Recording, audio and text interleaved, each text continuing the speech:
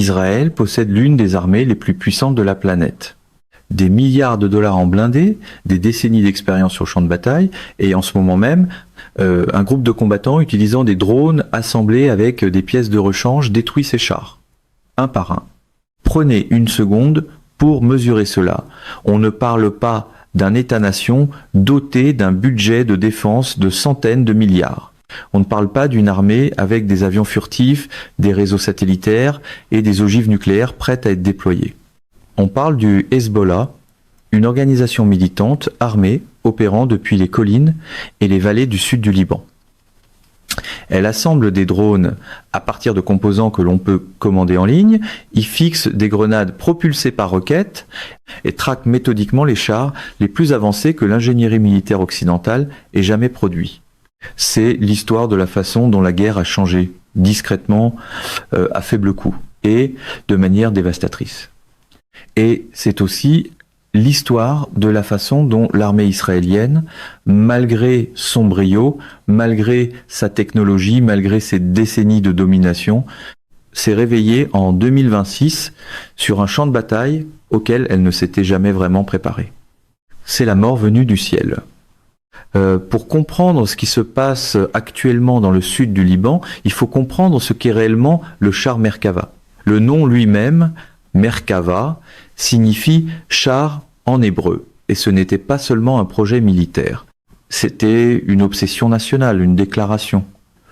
Israël a commencé à concevoir le Merkava dans les années 1970, après avoir été ébranlé par les pertes de chars durant la guerre du Yom Kippour de 1973. Les forces égyptiennes et syriennes avaient utilisé des missiles anti-chars fournis par les soviétiques pour dévaster les colonnes blindées israéliennes. Le traumatisme était profond. Israël a décidé qu'il ne serait plus jamais pris au dépourvu. Le Merkava a été construit dès le départ avec une priorité obsessionnelle, garder l'équipage en vie. Contrairement à la plupart des chars dans le monde qui placent le moteur à l'arrière, le Merkava déplaçait son moteur à l'avant. Pourquoi ? Parce que si un missile anti-char arrive de face, il frappe d'abord le bloc moteur. Le moteur devient un bouclier. L'équipage survit. C'était une idée radicale. Les ingénieurs militaires du monde entier l'ont qualifié de non conventionnel. Israël l'a qualifié de nécessaire. Au fil des décennies, le Merkava a évolué sur 4 générations. Quand on arrive au Merkava Mark IV, la version actuellement déployée dans le sud du Liban, il s'agit sans doute du char le plus survivable de la planète. Il est doté d'un blindage composite aux spécifications classifiées. Il est équipé du système de protection Active Trophy.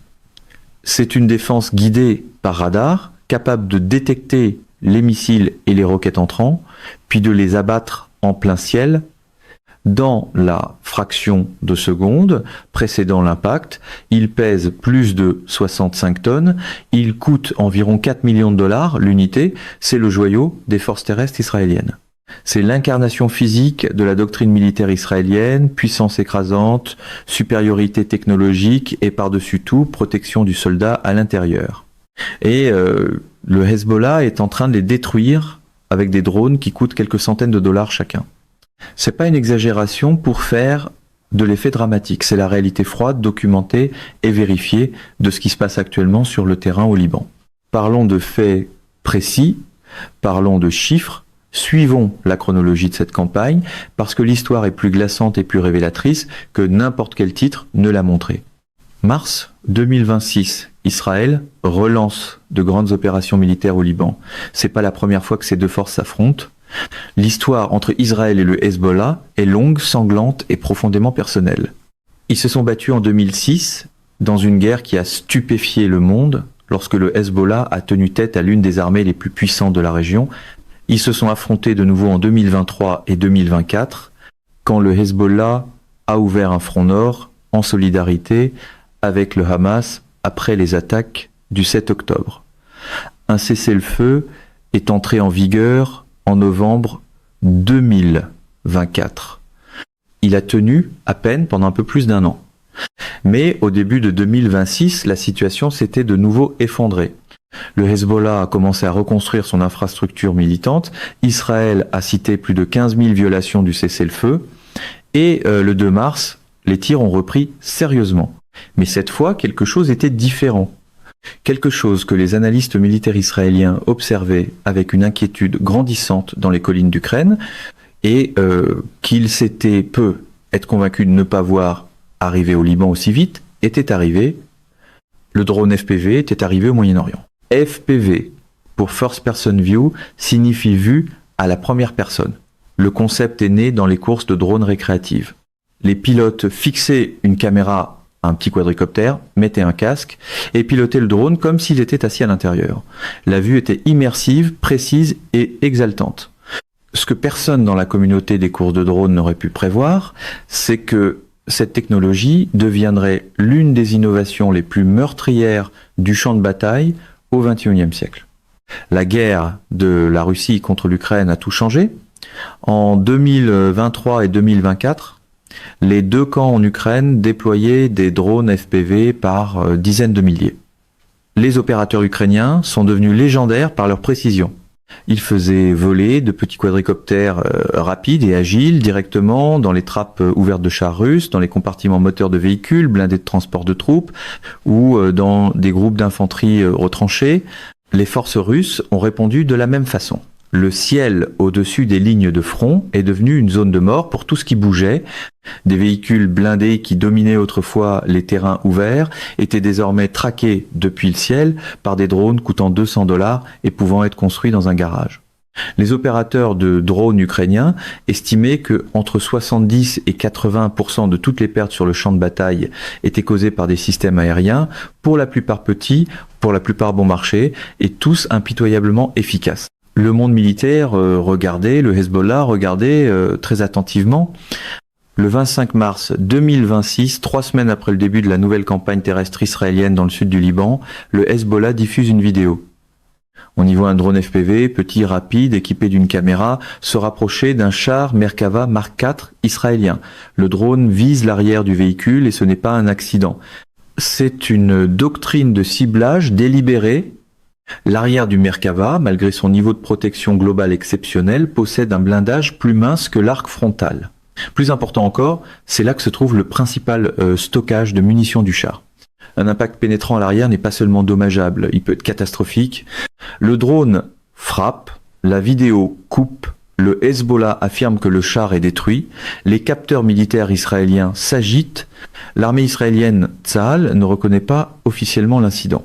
Mais ce même jour, des rapports opérationnels militaires confirment que plusieurs soldats de la SEP Brigade, une unité blindée connue pour opérer le Merkava Mark IV, ont été blessés. L'un d'eux a été tué. Le lien entre ces deux faits n'est pas officiellement confirmé par Israël, mais il n'a pas besoin de l'être. Le monde regarde déjà la vidéo. C'était que le début. Ce qui a suivi au cours des semaines suivantes ne peut être décrit que comme une campagne de drones d'une ampleur et d'une ambition sans précédent dans l'histoire des conflits au Moyen-Orient.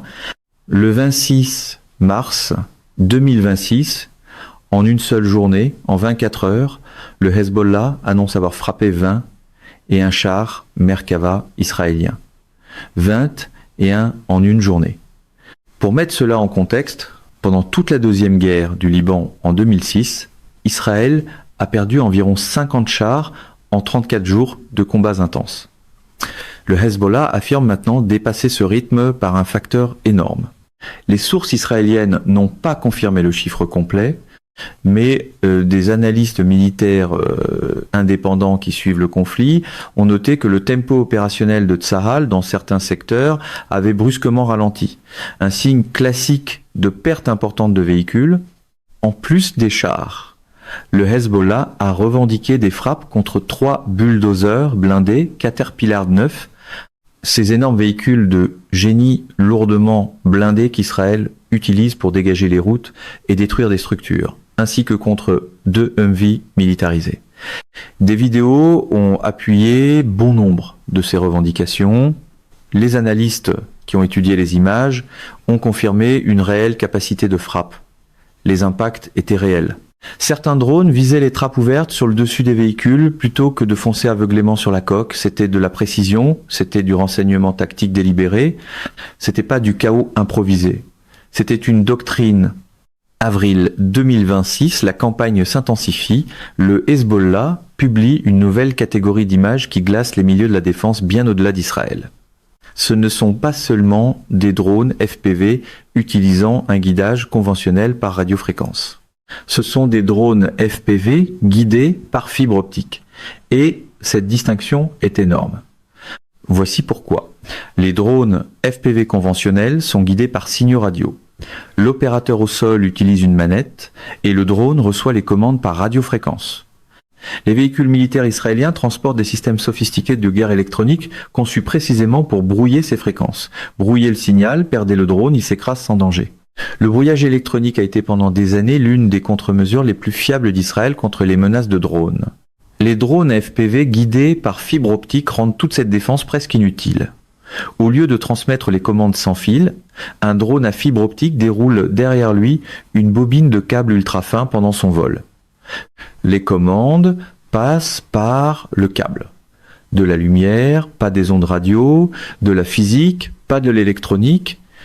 On ne peut pas brouiller la lumière qui circule dans une fibre de verre. On ne peut pas l'interrompre avec un radar ou une perturbation de fréquence.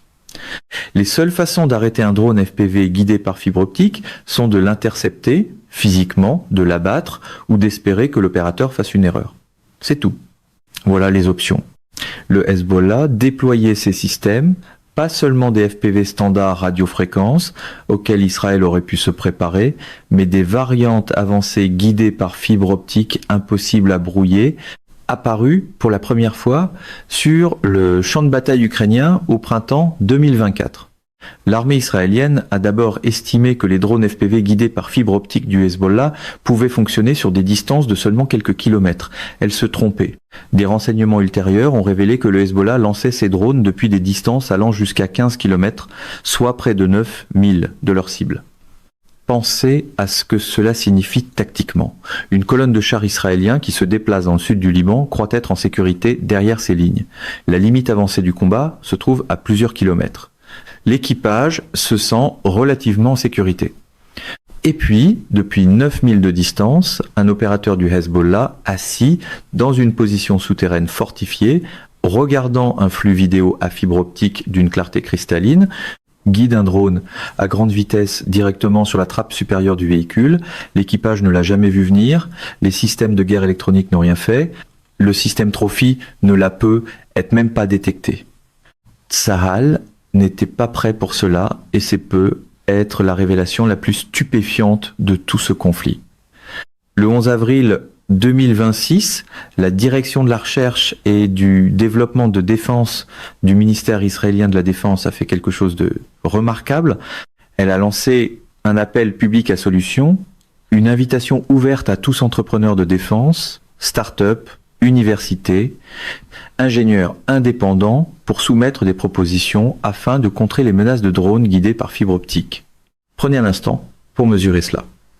L'un des établissements de défense les plus sophistiqués de la planète, le pays qui a développé le dôme de fer, le système de défense antimissile Arrow, le système de protection Active Trophy et certains des drones de surveillance militaire les plus avancés au monde, a publié une sorte d'offre d'aide publique parce qu'il ne parvenait pas à trouver comment arrêter des drones fabriqués avec des pièces que l'on peut commander en ligne. Et le moment choisi rend tout cela encore plus frappant. Les drones FPV guidés par fibre optique sont apparus pour la première fois sur le champ de bataille ukrainien au printemps 2024. C'était presque 2 années complètes avant qu'Israël lance son appel à solutions. 2 années pendant lesquelles la technologie se diffusait, se perfectionnait et était discutée dans des conférences de défense. 2 années pendant lesquelles le Hezbollah, avec le soutien complet de l'Iran et des liens directs avec l'écosystème militaro-industriel russe, acquérait discrètement des composants, formait des opérateurs et construisait une force de drones guidée par fibre optique. Et Israël, d'une manière ou d'une autre, n'avait pas de contre-mesure prête. Pourquoi ? La réponse à cette question est inconfortable et elle révèle quelque chose de profond sur la nature des institutions militaires partout dans le monde. Pendant des décennies, la doctrine militaire israélienne a été optimisée pour un type précis d'ennemi. Les guerres qu'elle avait menées plus récemment à Gaza, dans le conflit libanais de 2006, et dans diverses opérations entre les deux, étaient principalement des opérations de contre-insurrection et de lutte contre les roquettes. Oui, le Hezbollah avait des missiles anti-chars guidés, oui, les chars israéliens avaient affronté ces menaces, mais les suites de guerre électroniques installées sur les véhicules israéliens étaient conçues pour contrer des menaces guidées par radiofréquence. Le système Trophy était conçu pour intercepter des missiles et des roquettes, des objets se déplaçant rapidement dans une trajectoire balistique venant d'une direction prévisible. Toute la doctrine blindée israélienne était construite autour des menaces qui avaient défini les 20 dernières années de guerre au Moyen-Orient. Le drone FPV petit, lent selon les standards d'un missile, attaquant par le dessus, guidé par fibre optique, ne correspondait à aucun de ces paramètres. Il est passé simultanément dans toutes les failles de l'architecture de défense israélienne. Il était trop lent pour que le radar de Trophy le suive de façon fiable. Il était impossible à brouiller par la guerre électronique.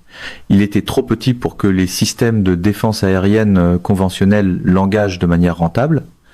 Et il était trop bon marché pour être dissuadé par des tirs de contre-batterie, parce que pour chaque drone lancé par le Hezbollah, Israël devait dépenser des armes beaucoup plus coûteuses pour répondre. C'est la réalité fondamentale de la guerre par drone moderne. Les drones FPV du Hezbollah coûtent quelque part entre $200 et quelques milliers de dollars chacun. Le char Merkava qu'il cible coûte 4 millions de dollars. Les projectiles intercepteurs du système Trophy coûtent des dizaines de milliers de dollars chacun. Le calcul économique est catastrophiquement déséquilibré et c'est le Hezbollah qui détient l'avantage. Maintenant parlons de la dimension humaine de cette histoire. Parce que derrière chaque char, derrière chaque blindage et chaque carte tactique, il y a de jeunes hommes et de jeunes femmes. Le 26 avril 2026, un dimanche matin, sud du Liban, la ville de Taïbeh, dans une zone qu'Israël avait déclarée zone de sécurité. Un cessez-le-feu avec le Hezbollah était techniquement en vigueur. Des soldats israéliens faisaient ce que font les soldats pendant les cessez-le-feu, de l'entretien, des réparations, le travail peu glorieux mais essentiel qui permet de garder les véhicules opérationnels. Un groupe de soldats travaillait sur son char à découvert, exposé, concentré sur le problème mécanique devant lui. Un drone est apparu, petit, rapide, guidé par un opérateur du Hezbollah, au moyen d'un câble à fibre optique depuis quelque part dans les collines libanaises. Il a frappé les soldats. La guerre venait d'exploser. Le sergent Iden Fuchs, âgé de 19 ans, a été tué. 6 autres soldats ont été blessés, dont 4 grièvement. Un hélicoptère de l'armée de l'air israélienne a été envoyé pour évacuer les victimes. Les médecins travaillaient frénétiquement sur les blessés, et puis le Hezbollah a frappé de nouveau. 2 autres drones arrivaient. L'un a été intercepté. Le second est arrivé en rase-motte, s'écrasant à quelques mètres des soldats et de l'hélicoptère en attente avant d'exploser. Aucun autre décès, mais le message était sans équivoque.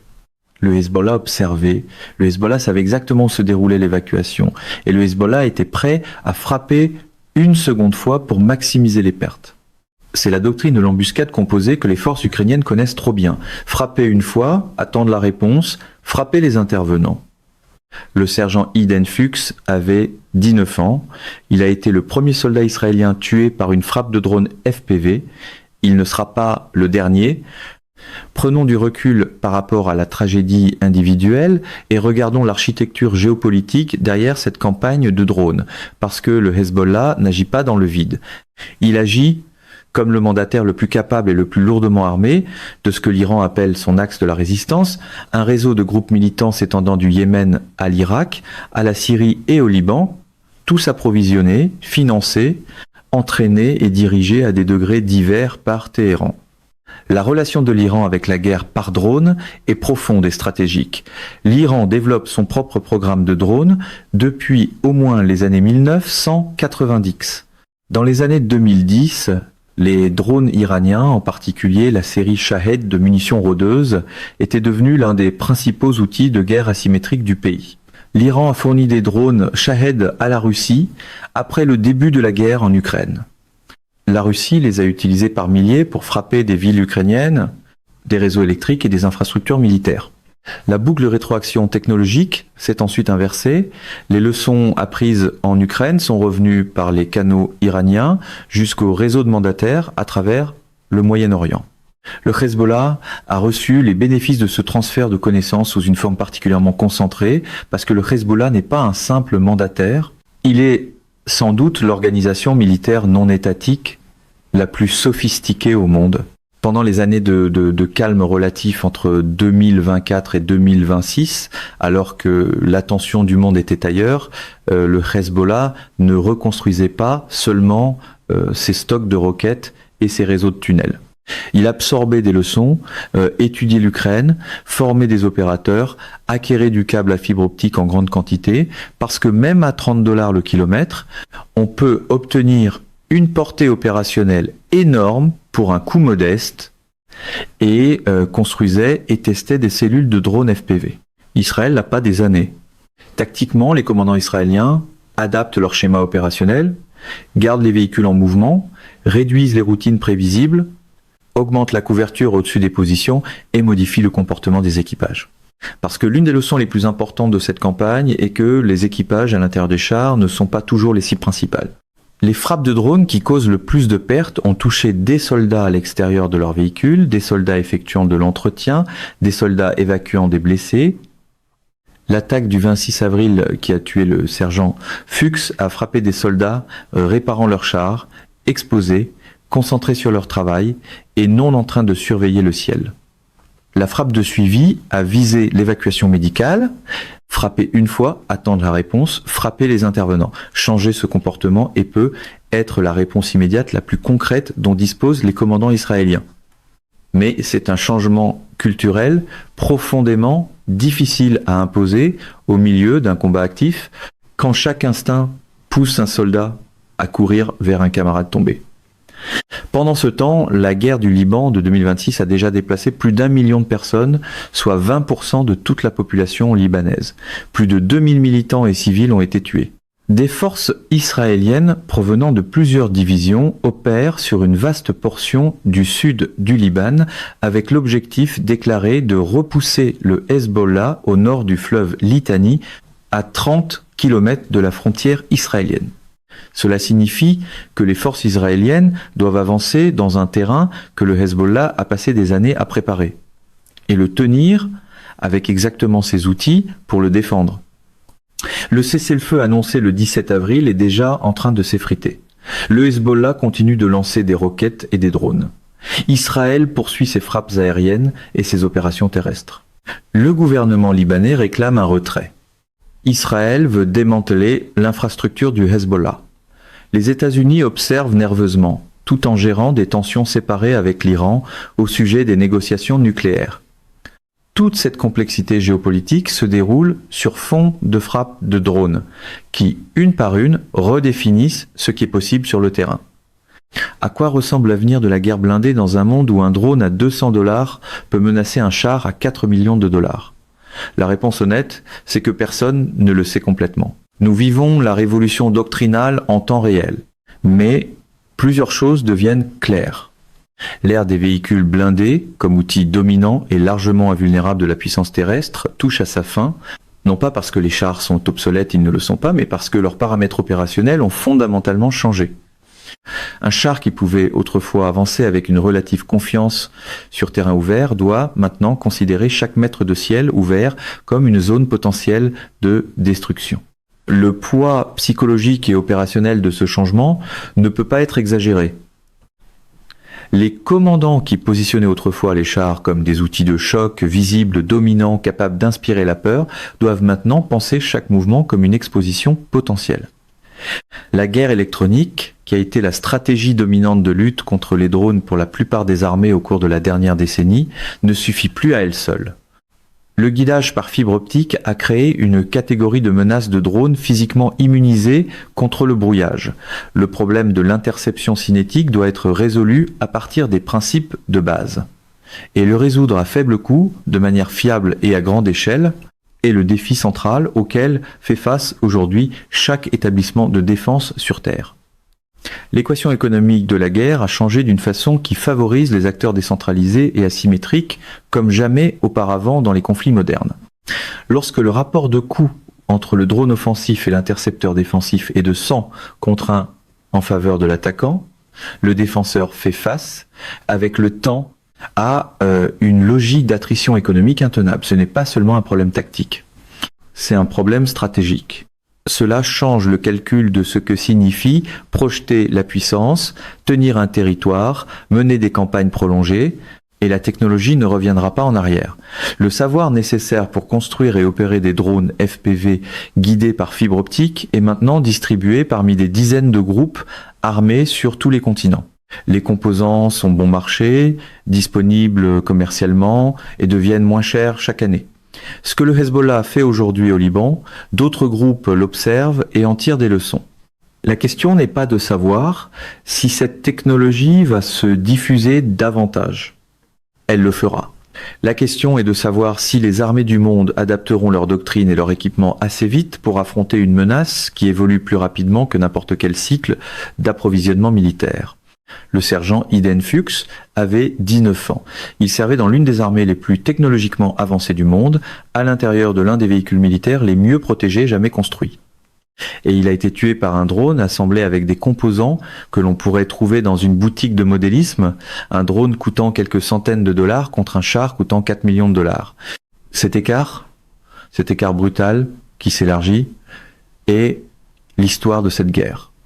Ce n'est pas seulement une histoire d'échec israélien, c'est une histoire sur la nature du changement technologique dans la guerre, sur la façon dont les avantages qui semblent permanents sont toujours temporaires, sur la façon dont l'arme la plus puissante d'une époque devient la vulnérabilité de la suivante, et sur la façon dont le champ de bataille trouve toujours le moyen d'humilier les trop confiants.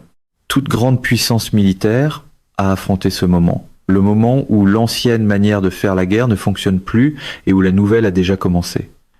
Israël s'adaptera. Son industrie de défense est extraordinaire et sa tradition militaire d'innovation rapide est sans égale. Trophy sera amélioré, des systèmes anti-drones seront déployés, la doctrine changera. Les ingénieurs et les tacticiens de Tsahal travaillent déjà jour et nuit sur ce problème parce qu'ils n'ont pas le choix. L'histoire garantit au moins cela. Mais en ce moment, ce soir, dans les collines, les oliveraies et les villages détruits du sud du Liban, les drones du Hezbollah sont dans les airs. Ils sont petits, ils sont bon marché, ils sont guidés par des câbles à fibre optique qu'aucun système électronique sur Terre ne peut brouiller. Et ils cherchent des chars. La mort vient du ciel, discrètement, précisément, sans avertissement. Et pour chaque force blindée dans le monde qui regarde cela se dérouler, plus rien ne sera jamais tout à fait pareil. Mesdames et messieurs, notre émission d'aujourd'hui s'arrête ici. Nous vous invitons à partager votre avis personnel dans la section des commentaires ci-dessous. Perspective politique vous salue et vous donne rendez-vous très bientôt.